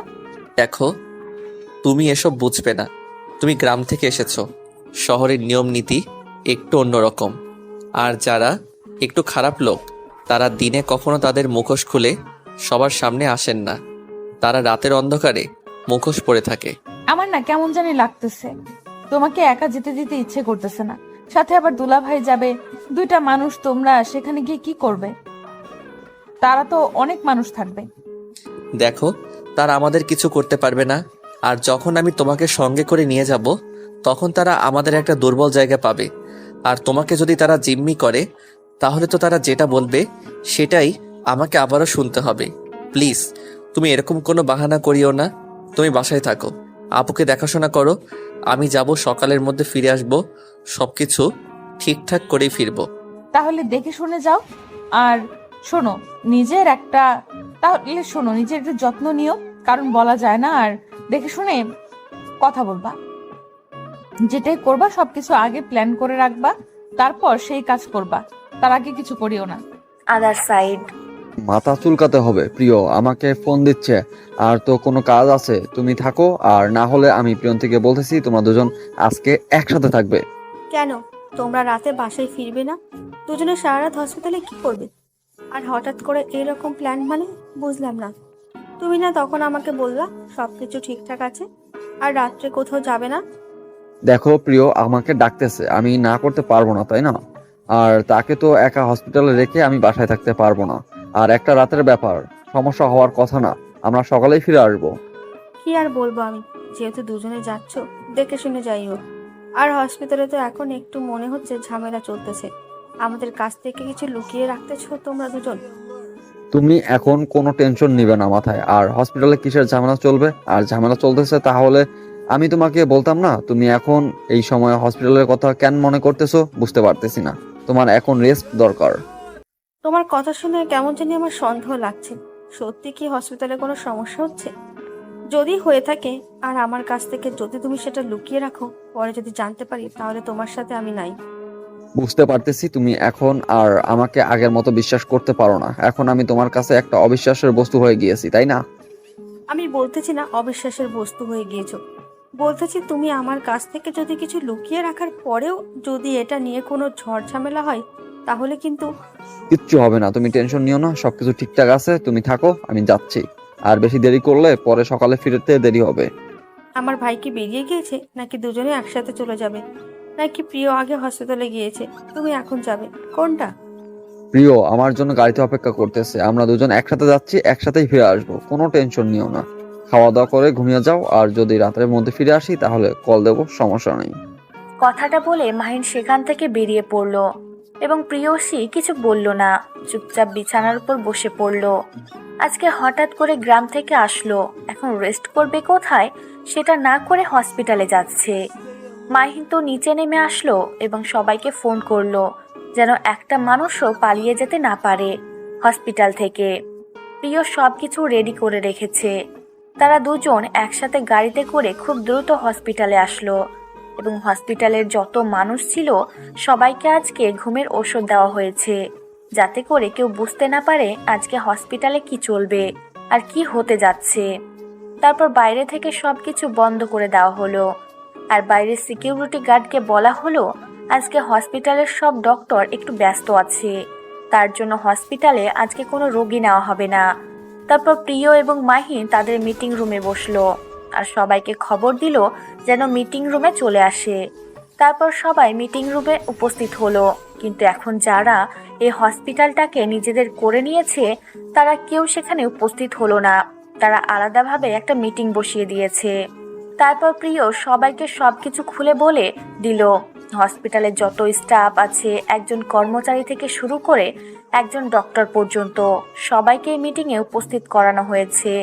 তারপর সবাইকে সবকিছু খুলে বলে দিল আর সবাই সত্যিটা জানার পর অনেক অবাক হয়ে গেল যে তারা এতদিন এই ঘটনা সম্পর্কে কিছুই জানতে পারলো না। তারপর প্রিয় বলল তার কাছ থেকে কিভাবে তারা হসপিটালটা নিজেদের করে নিয়েছে আর তাকে কিভাবে বোকা বানিয়েছে। সবাইকে বলে দিল যদি কেউ কিছু বলে, তাদের সম্পর্কে জেনে থাকে বা তাদের কোনো কথা কেউ শুনে থাকে, যদি এখন তাকে কেউ ইনফরমেশন দেয় তার প্রমোশন হবে এবং স্যালারি দ্বিগুণ হবে। কিন্তু সেখানে উপস্থিত থাকা কেউ কোনো কথা বলতে চাইল না, কারণ তারা কেউ কিছু জানে না। হঠাৎ করে একজন কর্মচারী দৌড়ে এসে মিটিংয়ে উপস্থিত হলো। সবাই তার দিকে তাকিয়ে রইল। কর্মচারীটা অনেক হাঁপিয়ে গিয়েছে, যার জন্য কথা স্পষ্টভাবে বলতে পারতেছে না। সবাই তাকে সাইড দিল। কর্মচারী দৌড়ে এসে প্রিয় ভাইয়ের পাশে দাঁড়িয়ে পড়ল। স্যার, বড় সাহেবরা আপনাকে আর মাইন স্যারকে মেরে ফেলার জন্য প্ল্যান করতেছে। আপনারা প্লিজ এখান থেকে দ্রুত চলে যান। তারা কিছু খারাপ মানুষ টাকা দিয়ে কিনে নিয়েছে। তারা একটু পর হসপিটালে প্রবেশ করবে আর আপনাদেরকে মেরে ফেলবে। আপনারা প্লিজ এখান থেকে চলে যান। আপনি একদম টেনশন করবেন না, কিচ্ছু হবে না। আমরা সবাই মুক্ত থাকব, কারো কোনো ক্ষতি করতে পারবে না, এই কথাটা আমি আপনাদেরকে দিচ্ছি। আপনারা এই রুমেই থাকবেন, এই রুম থেকে কোথাও বের হবেন না। স্যার, আপনি আমার কথাটা একটু সিরিয়াস সহকারে নেন আর আপনারা এখান থেকে চলে যান। যদি বেঁচে থাকেন অনেক হসপিটাল করে তুলতে পারবেন। আমি তো এই হসপিটালে দীর্ঘ 40 বছর যাবৎ কাজ করতেছি। বড় সাহেব যখন থেকে ছিল আমিও তখন থেকে আছি। প্লিজ স্যার, আপনাদের জীবনের মূল্য অনেক বেশি। দেখেন, আপনারা সবাই আমাদের ভালোবাসার মানুষ। আপনারা সবাই আমাদের হসপিটালে চাকরি করে একটা বেতন পান, আর সেই বেতন দিয়ে আপনাদের সংসার চলে। আমি চাই না আপনাদের সেই সুযোগ থেকে বঞ্চিত করতে। যদি আজকে তাদের হাতে হসপিটালটা চলে যায় তাহলে আপনাদের কাউকে এখানে রাখবে না। তাহলে এখন আমাদের উপায়? আমরা তো মরেই যাব, আর আমাকে কে চাকরি দেবে? প্লিজ একটা কিছু করেন যাতে করে আমার সংসারটা মরে না যায়। সবাইকে আমি দুবেলা মুঠো ভাত যেন খাওয়াতে পারি। এখন আমি যেটা আপনাদেরকে বলবো আপনারা সেটাই করবেন। সব কিছু স্বাভাবিক রাখবেন, সব কিছু স্বাভাবিকভাবে চলবে। আর কে আসে আমাকে মারার জন্য সেটা আমি দেখে নেব। আর আমরা আজকে রাতের মধ্যেই ওদেরকে এই দুনিয়া থেকে বিদায় করে দেব। আর এই কথাটা কাউকে বলবেন না। আর যদি বলেন তার বিপদ হবে। আপনারা তো আমাকে ভালো করেই চেনেন না। প্রিয়, এমন কিছু করা যাবে না যার জন্য অনেকের ক্ষতি হয়ে যায়, আর আমাদের সব কিছু বুঝে শুনে করতে হবে। আমি সব কিছু প্ল্যান করে রাখছি। আর আমাদের যে ছেলেগুলো আছে সবাই এখনো পর্যন্ত হসপিটালের চারদিকে ছড়িয়ে ছিটিয়ে আছে। কেউ আসলে সে জীবিত ফিরে যেতে পারবে না। সেগুলো যখন পুলিশের কাছে জানাজানি হয়ে যাবে তখন তো কেলেঙ্কারি হয়ে যাবে, আর আমরা তো অনেক বড় দোষী হয়ে যাব। আমরা এটা না করে আইনের আশ্রয় নিতে পারি, কিন্তু কোনো কিছু আপনার হবে না, সব কিছু আমি দেখে নেব। এখন 4 থেকে 5টা মানুষের জন্য, বাকি সবার যে অবস্থা খারাপ হয়ে যাবে। আর কেউ তো মনে হয় খেতেও পারবে না। আমি তো সবাইরে চিনি। তাহলে তোমার যেটা ভালো মনে হয় সেটাই করো। আমি তোমাকে এখানে বাধা দেব না। যা করবি দেখে শুনে, নির্দোষ মানুষের জন্য কোনো ক্ষতি না হয়। আচ্ছা, আমি এখন বাইরে আছি, সবাই এই রুমে থাকবে, এই অবস্থান থেকে বের হবে না। আমি যতক্ষণ না ফোন বের করে বাহিরে আসতে বলবো। আমি কি করে থাকবো? তোমার মাথা ঠিক আছে? আমি তোমাকে একা ছেড়ে দিয়ে যদি তোমার কোনো কিছু হয়ে যায়, তোমার আপুকে আমি কি জবাব দেব? আর তোমার আপু কি আমাকে মাফ করবে কখনো?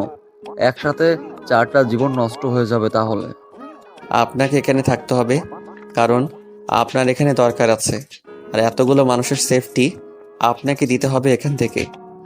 আমি বাইরেরটা দেখে নিব। আমরা বাইরে থেকে একটা রুম বদ্ধ করে রাখবো, তাহলে এখানে ঝামেলা হওয়ার কোনো আশঙ্কা নাই। আর সবাই তো এখানে বসে থাকবে, কিন্তু এখানে গন্ডগোল করবে না। আপনি একটু বোঝার চেষ্টা করেন, আপনার এখানে দরকার আছে।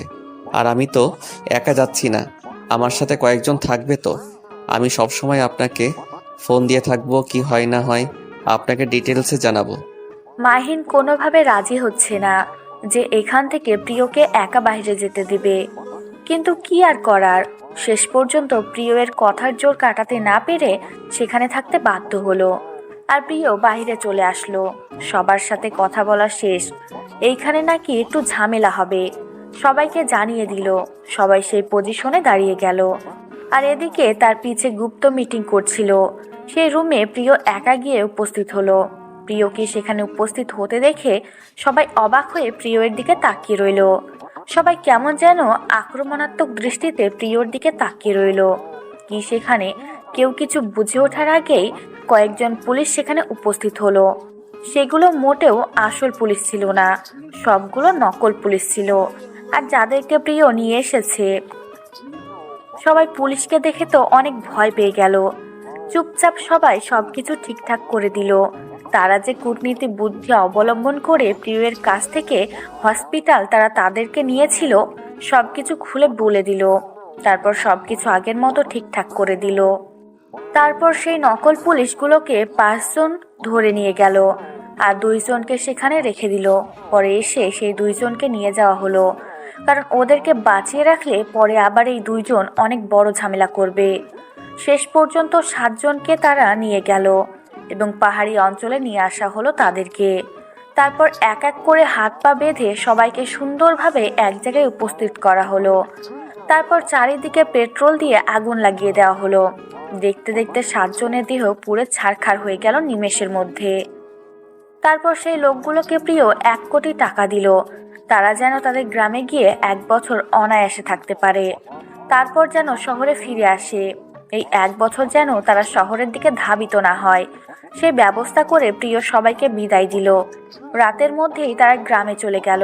আর প্রিয় হসপিটালের সবাইকে খুশির সংবাদটা দিল। সবাই অনেক খুশি হয়ে যে যার কাজে লেগে গেল। এত তাড়াতাড়ি সবকিছু হয়ে গেল কিভাবে? আমি তো বুঝতেই পারলাম না। আর কিভাবে কি করলে তুমি? আমাকে তো কিছুই বললে না। আর আমাকে ফোন দেওয়ার কথা ছিল, ফোনও দিচ্ছ না। আমি তো টেনশনে মরে যাচ্ছিলাম। কিচ্ছু হবে না, আমি বলতেছি আমার কিছু হয়নি। আর টেনশন করার কিছু নাই। এখন ভোর 4টা বাজে, এখন বাসায় যাব। আর সকালে গেলে তো অনেক প্রশ্ন করবে, তাই এখন গিয়ে ঘুমিয়ে পড়ব। আর আমরা তাদেরকে বলবো যে আমরা রাত 2টার পর বাসায় এসেছিলাম। আমাকে তোমার আপু ফোন দিয়েছিল রাত 3টার সময় যে আমরা এখন কোথায় আছি, আর আমি তাকে বলে দিয়েছি যে আমরা এখন হসপিটালে, আর 2 ঘন্টার মধ্যে আমরা বাসায় ফিরে যাচ্ছি। তাহলে তো এখন সেখানে গিয়ে মিথ্যা কথা বলার কোনো মানে হয় না, যেহেতু আগেই আপনি সব কিছু গড়বড় করে দিয়েছেন। যাই হোক, এখন চলেন বাসায় যাই। এখন হসপিটালে কি হলো? হসপিটালে কি আমাদের হাতে চলে এসেছে, নাকি সময় নিয়েছে তারা, নাকি না করেছে? কিছু তো একটা বলো আমাকে। আগে যেমন ছিলাম এখনও তেমনই আছি। সব কিছু আমাদের হয়েছে, আর তারা এখন দেশ থেকে বিদেশে চলে গিয়েছে। আমি তাদেরকে দেশের বাইরে পাঠিয়ে দিয়েছি একদম। তাহলে তো সেটা অনেক ভালো কাজ করেছো। এখন বাসায় গিয়ে সবার সাথে কথা বলি। আর তোমার আপুকে তো এখন আর একা রাখা সম্ভব না, আমাকেও তো তার সাথে থাকতে হবে। হসপিটালে আমি কিছুদিন আসবো না। এখন তো ঝামেলা মুক্ত আছে, এটা নিয়ে কোনো টেনশন নেই। আপনাকে আর হসপিটাল লাগবে না, আপনার জায়গায় অন্য কাউকে এনে রেখে দেব। পরে না হয় আপনি যখন ফ্রি হবেন তখন তাকে সরিয়ে আপনি এসে বসবেন। তাহলে সেটাই ভালো কথা। তাহলে হসপিটালে অসুন্দরের জন্য আমি একটু দেখাশোনা করো। আর তুমি এখন যদি হসপিটালে চোখ দাও তাহলে আর কোনো শয়তান শুরু হবে না, বা কোনো শয়তানি শুরু হয়ে যাবে না আমাদের হসপিটালে। একদম ঠিক বলেছেন। এখন থেকে আমি নিয়মিত হসপিটালে খোঁজ খবর রাখবো। আর আপনাকে এত দায়িত্ব পালন করতে হবে না, আমি আপনার কিছু দায়িত্ব কমিয়ে দিব, যাতে করে আপনি ফ্রি থাকতে পারেন আর আমি ফিরে পেতে পারি। তারপর দুজনে আর কোনো কথা বলল না, চুপচাপ বাসার উদ্দেশ্যে দুইজনেই রওনা দিল। কিছুক্ষণের মধ্যেই বাসায় এসে পৌঁছে গেল। দারোয়ানকে না জানিয়ে চুপি চুপি বাসার ভিতর প্রবেশ করলেন। এখন যেহেতু দেখছে সবাই ঘুমিয়ে গিয়েছে, ডাকাডাকি করা ঠিক হবে না। দুইজনের ভিতরে এসে তো অবাক, কারণ প্রিয়সী আর প্রিয়ন্তী দুইজনেই সোফায় বসে আছে। মাহিন এবং প্রিয় দুজন দুজনের দিকে তাকিয়ে রইল কিছুক্ষণ, তারপর সামনে থাকা দুইটা মানুষের দিকে এগিয়ে গেল। তারা ঘুমানোর জন্য ঠিকমতো বসে থাকতে পারতেছে না, বারবার পড়ে যেতে নিলে আবার ঠিক হয়ে বসে যাচ্ছে। এতটা ঘুম পাচ্ছে তাদের, কিন্তু তারা এখনো না ঘুমিয়ে এখানে তাদের জন্য অপেক্ষা করতেছে। প্রিয় কোনো কথা না বলে চুপচাপ প্রিয়ন্তীকে কোলে তুলে নিল, আর মাহিন সেখানে কিছু করতে পারে না। প্রিয়সীর মাথাটা নিজের কাঁধে নিয়ে সেখানেই বসে পড়ল, আর প্রিয় প্রিয়ন্তীকে কোলে করে নিয়ে গেল। তারপর মাহিন তার প্রিয়তমা বউকে কোলে করে নিজের রুমে নিয়ে আসলো। তোমাকে সেখানে অপেক্ষা করতে বলেছিলাম আমি। তোমাকে না বলেছিলাম তুমি ঘুমিয়ে পড়ো, আমি সকালের মধ্যে ফিরে আসবো। আর তুমি সেখানে আমার জন্য বসেছিলে কিসের জন্য শুনি? কই, আমরা তো গেম খেলতেছিলাম, কারোর জন্য অপেক্ষা করতেছিলাম না। আমারও ইচ্ছে করছিল আজকে ঘুমাবো না, তাই। এবার কিন্তু বেশি বেশি হয়ে যাচ্ছে, বোঝো নাই? মেজাজ গরম হয়ে গেলে কিন্তু কি করব বুঝতে পারতেছি না। কি করবেন? মেরে ফেলবেন? মেরে ফেলেন। এইভাবে একা রেখে বাইরে চলে যাবে আর আমি একা থাকতে পারি? আমার ভয় লাগে না? আমি তো প্রতিদিন বাইরে যাই না, একদিন কাজ আছিল তাই গেছিলাম। আমি তো প্রতিদিন বাইরে থাকি না, তাই না? আর সব থেকে বড় কথা হচ্ছে, একটা রাত একা থাকলে কি এমন হয়? যখন আপনি প্রতিদিন বাড়িতে থাকতেন তখন আমার এটা অভ্যাস রয়েছে। তখন যে আপনি তো বাইরে থাকেন, আমাকে একা থাকতে হবে। কিন্তু প্রতিদিন যখন আমি আপনার বুকে মাথা রেখে ঘুমাই, আর আজকে হঠাৎ করে কিভাবে আমি একা থাকতে পারি? আচ্ছা, আমার ভুল হয়েছে, আর কখনো এরকম করব না। আর কখনো তোমাকে একা কোথাও রেখে যাব না। যেখানে তোমার সাথে করে নিয়ে যাব, যেখানে যাব তোমাকে সাথে করে নিয়ে যাব। আর প্লিজ এবারের মতো এখন ঘুমিয়ে যাও। আমি বলতেছি না এখন আমার ঘুম পাচ্ছে না, আমি এখন ঘুমাবো না। আমার যেটা ইচ্ছে আমি এখন সেটাই করব। আপনার ঘুম পাচ্ছে, আপনি ঘুমিয়ে পড়েন। আমি তো আমার ভুলটা স্বীকার করতে চাই, তারপরে এভাবে ডাক দেখানোর কি আছে? বসেছিলাম তো, বলতেছি না বদলে গেছে। আমি আপনাকে কিছু বলছি? আপনি তো আপনাকে কিছু বলছেন না। তাহলে আপনি আমার সাথে কথা বলতেছেন, সেজন্য আপনি অনেক ক্লান্ত। এখন ফ্রেশ হয়ে এসে ঘুমিয়ে পড়েন। এবার কিন্তু একটু বেশি বেশি হয়ে যাচ্ছে, কারণ আমি বাইরে থেকে আসলাম। কোথায় তোমার মুখ দেখে, তোমার মুখে মিষ্টি মিষ্টি কথা শুনে নিজেকে শান্ত রাখবো, সেটা না করে এখন কি ঝগড়া করবো তোমার সাথে আমি? আমি কি একবারও বলেছি আপনি আমার সাথে ঝগড়া করেন? আমি শুধু বলেছি আপনি অনেক ক্লান্ত, ফ্রেশ হয়ে আসেন তারপর ঘুমিয়ে পড়েন। আমার এখন ঘুম পাচ্ছে না। সেটা তো আমি দেখতে পাচ্ছি তোমার ঘুম পাচ্ছে নাকি না। আমি যদি এতক্ষণ ধরে না থাকতাম তাহলে তো এতক্ষণ কি অঘটন ঘটে যেত। বলতেছি না আমাকে ছেড়ে দেন, আমি ঠিক আছি, আমার কিচ্ছু হয়নি। আপনি তারপরও এরকম জোর জবরদস্তি কিসের জন্য বুঝতেছি না। আমি কোনো জোর জবরদস্তি অবশ্যই করতেছি না। এখন নিজেকে শান্ত করে আসো বিছানায়। আমার খুব ঘুম পাচ্ছে। এখন তুমি আমার বুকে মাথা রেখে ঘুমাবে। চলো দুজনে ঘুমিয়ে যাব। বুঝতেছি তো, আমার এখন ঘুম পাচ্ছে না। আর আপনাকে দেখে অনেক ক্লান্ত মনে হচ্ছে। আপনি এখন ফ্রেশ হয়ে শুয়ে পড়তে পারেন না? আপনি এখন যান, গিয়ে ফ্রেশ হয়ে আসেন। এবার কিন্তু খুব খারাপ হয়ে যাচ্ছে। এবার কিন্তু আমি নিজেকে কন্ট্রোল করতে পারতেছি না। কি যে করবো বুঝতে পারতেছি না। তাই চুপচাপ আমি যেটা বলতেছি সেটা শোনো। যদি না শুনি তাহলে কি করবেন? আর আমি আপনার কথা শুনতে বাধ্য না। আমার এখন ঘুম পাচ্ছে না, আমি এখন ঘুমাবো না। আপনার ঘুম পাচ্ছে, আপনি গিয়ে ঘুমিয়ে পড়েন। আমাকে ধরে থাকতে কে বলেছে? তারপর প্রিয় আর নিজেকে কন্ট্রোল করতে পারল না। প্রিয়ন্তী ঠোঁটে তার ঠোঁট ডুবিয়ে দিল। আর অটোমেটিকভাবে এরকম করে প্রিয়ন্তী ঠোঁটে নিজের ঠোঁট ডুবিয়ে দিবে, সেটা প্রিয়ন্তী কখনো কল্পনাও করতে পারেনি। প্রিয়ন্তী প্রথমে তো যখন ছটফট করতেছিল, কিন্তু কিছুক্ষণ পর ঠিকই সেও রেসপন্স করতে লাগলো। কারণ ভালোবাসার মানুষের ওপর রাগটা সবসময় একটু বেশি হয়, তবে তার থেকে দ্বিগুণ গতিতে কমেও যায়। তারপর প্রিয়ন্তীকে কোলে করে বিছানায় নিয়ে গেল এবং প্রিয়ন্তীর উপরে শুয়ে পড়ল। আর দুজন দুজনের ভালোবাসায় নিমজ্জিত হতে লাগলো। এক পর্যায়ে প্রিয়ন্তীর ঠোঁট দুটো ছেড়ে দিয়ে তার গলায় নিজের ঠোঁট দুটো বসিয়ে দিল এবং প্রিয়ন্তী প্রিয়কে আঁকড়ে ধরল অনেক শক্ত করে।